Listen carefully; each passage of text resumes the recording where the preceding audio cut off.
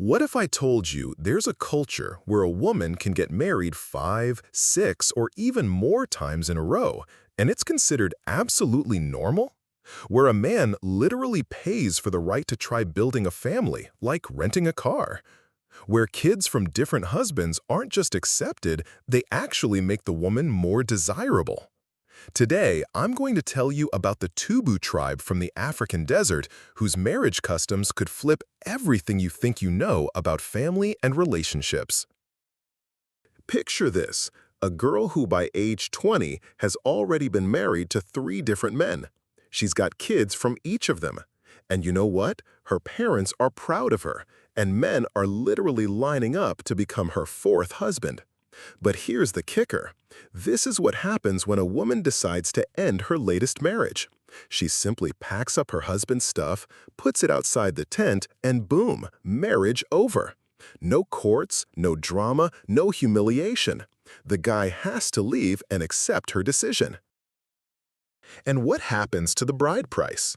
Here's where you're in for a real shocker, because the economics of these relationships were completely different from what we're used to. And here's the most mind-blowing part. There's a special ritual that shows when a woman has finally found her true husband. What happens during this ceremony will make you rethink the very concept of love and commitment. Fair warning, though.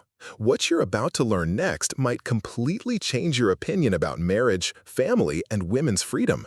Because at the very end, I'll tell you why this system that seems so wild to us might actually be a genius solution to modern relationship problems. Stick around till the end. I've got the most unexpected revelation about what we can learn from people living in one of the harshest places on the planet.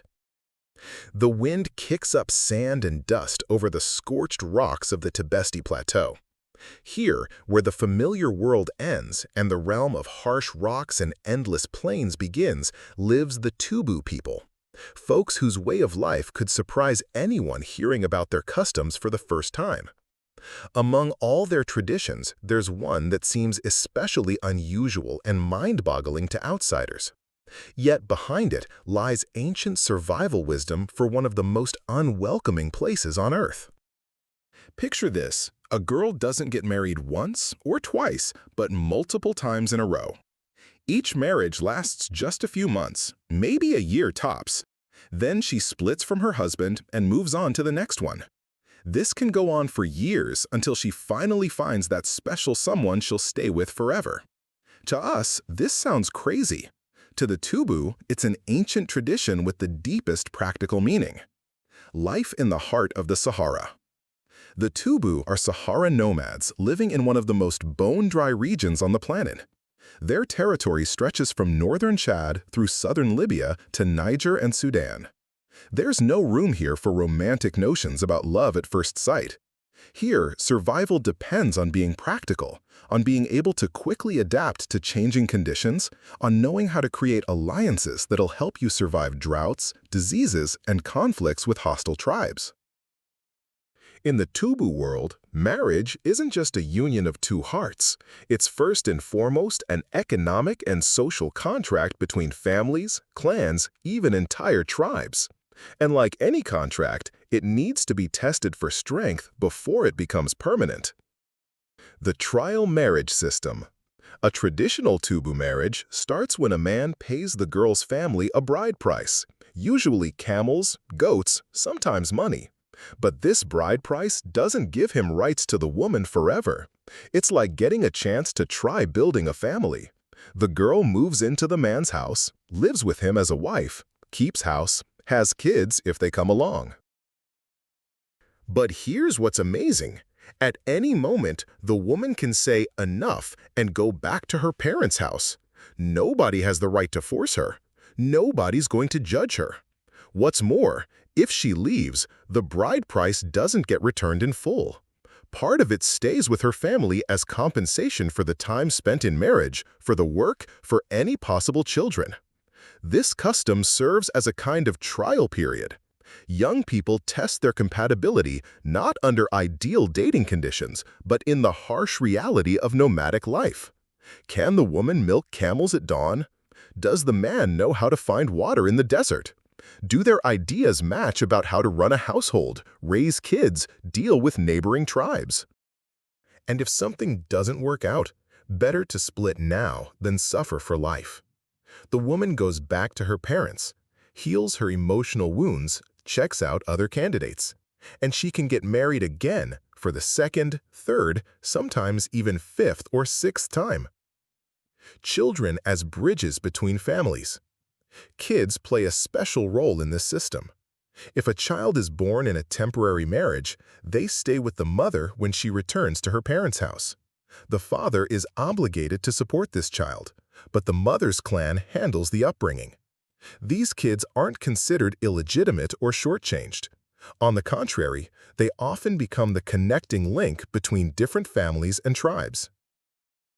What's more, having kids from previous marriages doesn't make a woman less attractive to future husbands. In Tubu society, fertility is valued above everything else. A woman who's proven her ability to bear healthy children is considered an especially desirable bride. The economics of flexibility. Behind this seeming chaos lies clear economic logic. In desert conditions, resources are extremely limited. Every animal, every water source, every patch of pasture is worth its weight in gold.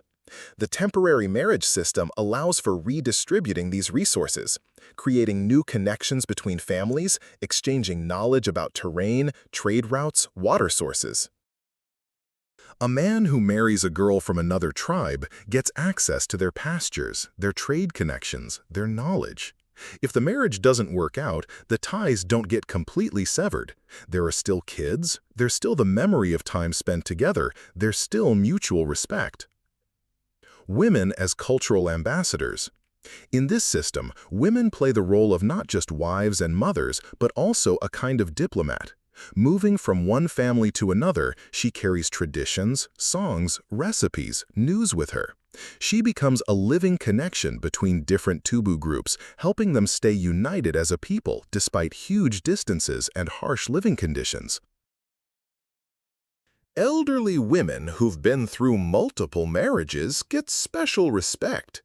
They know the family trees of dozens of families, remember ancient agreements between tribes, can predict how this or that person will behave in a critical situation.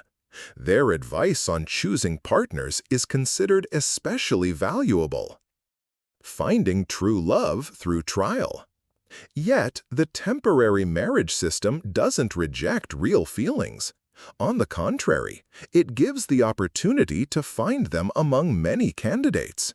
When a woman finally meets a man she feels truly happy with, when their households prosper, their children are healthy, and neighbors envy their harmony, that's when the final marriage is made. The ritual of such a marriage is especially ceremonial. The whole community gathers to witness. These two have chosen each other not under pressure of circumstances, not from calculation, but from deep conviction. Such unions are considered especially strong and blessed. Modern challenges to ancient wisdom. Today, the traditional Tubu way of life faces serious challenges. Governments in Sahel countries are trying to force nomads to settle down. Religious preachers condemn polygamy and the temporary marriage system.